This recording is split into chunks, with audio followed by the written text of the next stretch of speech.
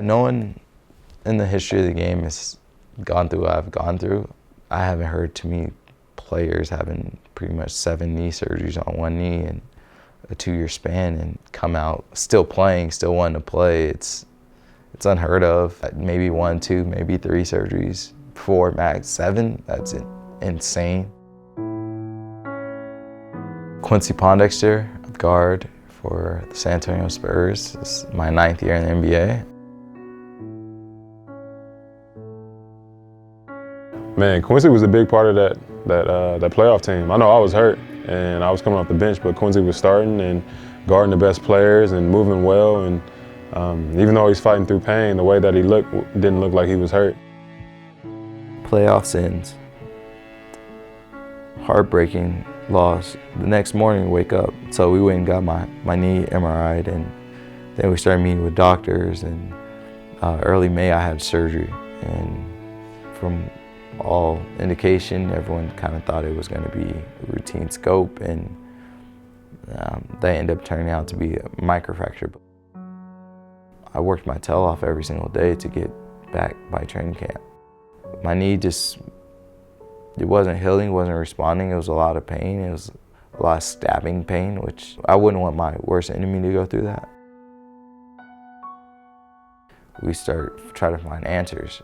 So what was going on my knee? Why is this stabbing pain? Like, what's the rehab protocol? And we met with like 4 or 5 different specialists, and with the final couple saying, you know what, it might have been a failed microfracture and start all over. And no one wants to hear that. And so I'm thinking about my team, because we're not winning games, and I'm devastated because we're a piece away. You know, Anthony Davis, tremendous player. Drew Holiday is amazing, but what's missing? And it was a 3-man that could kind of help the team, you know, level it out. You know, you could do both ends, and I felt it was my fault that we were losing games. I decided to go find an answer so I wouldn't miss another season. So we had another surgery, which we put in a graft in my knee. It's like a pothole. You cover up that pothole with a cadaver's cartilage. That happened in January 2016. My body was feeling good, and I thought I was recovering, and rehab was going well, and just a small piece that was bugging me, and it would go well. Like, I would be able to bend to a certain point, and it would be a stabbing pain. And then Slow. Good, come on. it was just a little area, but that little area is your defensive stance. That little area is running. That little area is shooting your jump shot. I'm going through a rehab process over the summer. Season gets there, still not in a jersey, and we say, all right, let's do another MRI. Do the MRI. Well, looks a little abnormal. Let's go meet with a few doctors.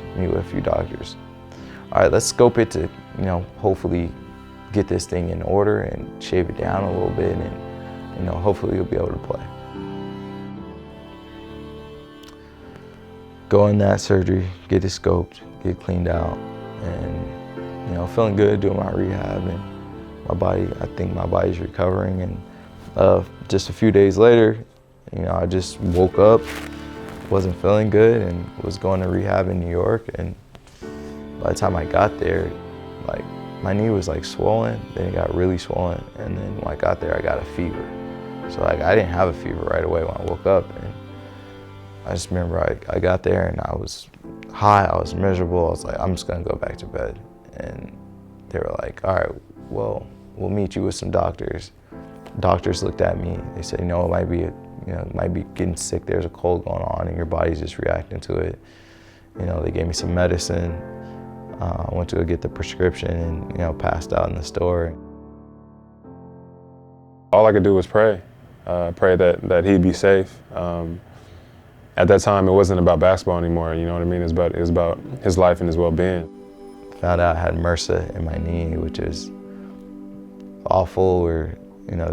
I was miserable for a few days where I had 104 fever, and figure out what it was and pretty much rushed me into surgery. You know, a year and a half out of basketball, and you're like, how can this get worse? they weren't saying, all right, you can play basketball again. Like that was like, all right, we saved your leg, and now you're gonna be able to live a normal life, hopefully.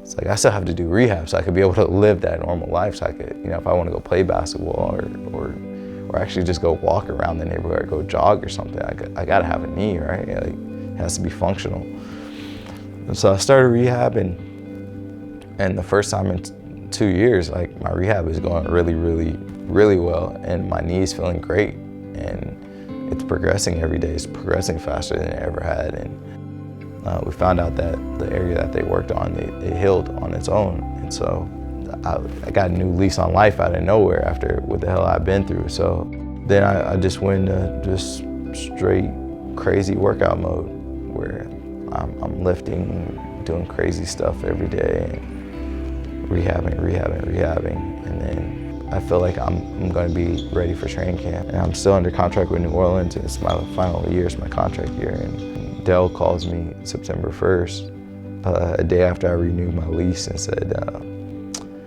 he had traded me. He traded you to Chicago.